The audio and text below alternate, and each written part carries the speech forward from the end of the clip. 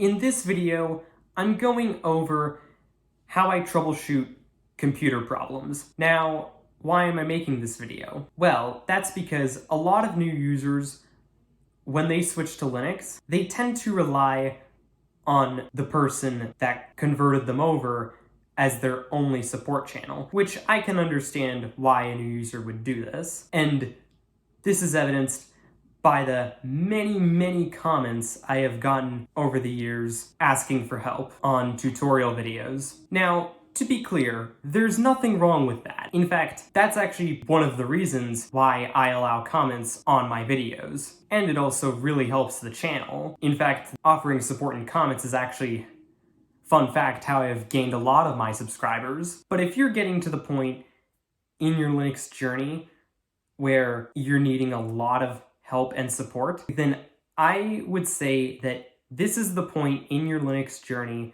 where you absolutely must learn how to troubleshoot issues that you may run into on your own. And that's why I'm making this video, to teach you how to do exactly that. Now, before we get into the video, I just want to say that although I'm focusing on Linux in this video because I'm a Linux channel, you can actually take most of these points and apply them to any operating system or basically anything to do with computers. But enough talk, let's get right into the very basics. And starting off with a tip that will actually solve a lot more problems than you may think. And that's turn it off and turn it back on again. And this means restarting the program or service that's actually causing the issue, or potentially even the whole computer. For example, if you're having some weird issue with a particular program that you've never seen before, try simply closing it and then reopening it and see if that fixes the issue. Now, if it's something at the operating system level, then you'd have to restart the whole operating system. And by the way, I'll go over isolating where the issue is later in this video. But I want to point out that on Linux, once you get to be an advanced user, you can actually use the systemctl command to restart individual services.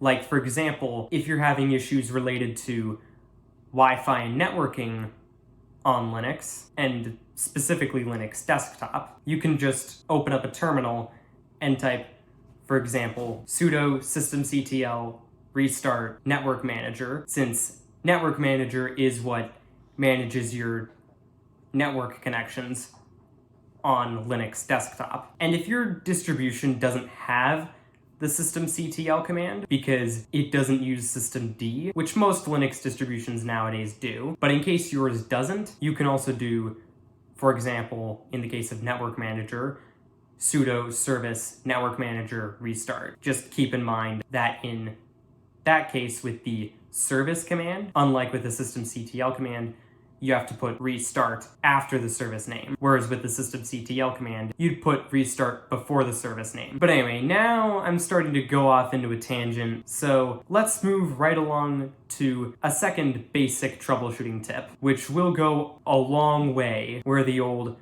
turn it off and turn it back on again doesn't work. And that is look up your problem. And by that, I literally mean do a web search. I'm gonna let you in on a dark secret of us tech-savvy people. Most of the time, when we encounter an error, or at least a good chunk of the time, we actually don't know what the problem is. So we'll literally just do a web search for the error to see if anybody else has already figured it out. And 99% of the time, this solves the issue. You'll probably find articles or forum posts with the solution to the problem. Now, how do you write a search query?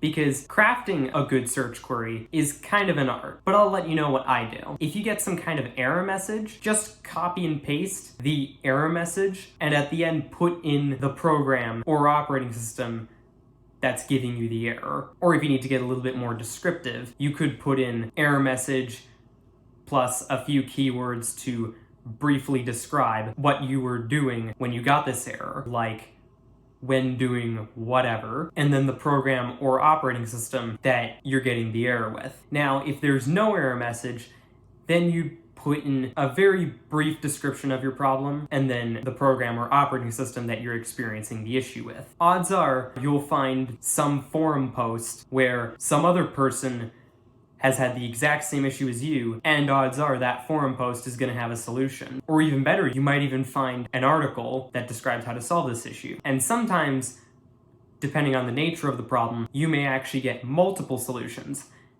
In this case, just try each one until you solve the problem. And if none of them work, then go to another search result and try again. So now we've gotten past the 2 basic tips that will actually go a very long way in solving computer problems. Now let's get into how to isolate what's actually causing the problem. For this, you have to use a little bit of logic, but I think the best way for me to illustrate how you go about doing this is to give you an example. Let's say, for example, you're having internet problems on your computer or any device. For example, you're in your web browser and web pages just aren't loading. What I tried doing first is restarting the web browser, or maybe even the whole device, and see if that fixes the issue. But if it doesn't, try using another device that's connected to your network. If that device works, then the problem is obviously isolated to that one device. It may just be a bad connection, weak signal strength if you're on Wi-Fi, or it could even just be you're not connected at all, in which case try moving closer to the router or turning your Wi-Fi off and then back on again. Or if you're on Ethernet, check to make sure that the cable's plugged in. If that fails, try restarting the web browser or whatever program that's trying to use the internet. If that doesn't work, restart the whole device. But now let's say that second device also has internet problems. Well then, obviously, you're dealing with a network-wide problem, most likely to do with your router.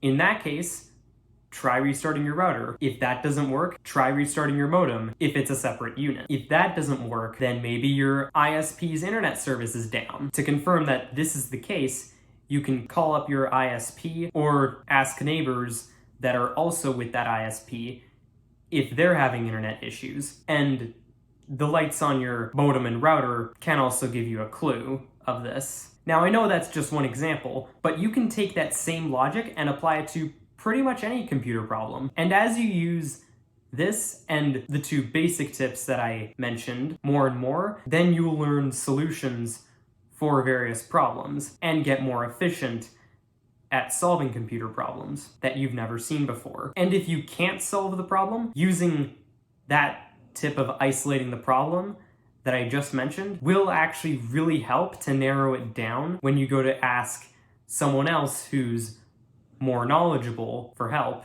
in solving the issue. And one bonus tip before I conclude with this video: if you run into a computer problem that you just cannot solve despite your best efforts and it's just frustrating you, just sleep on it. I'm not kidding.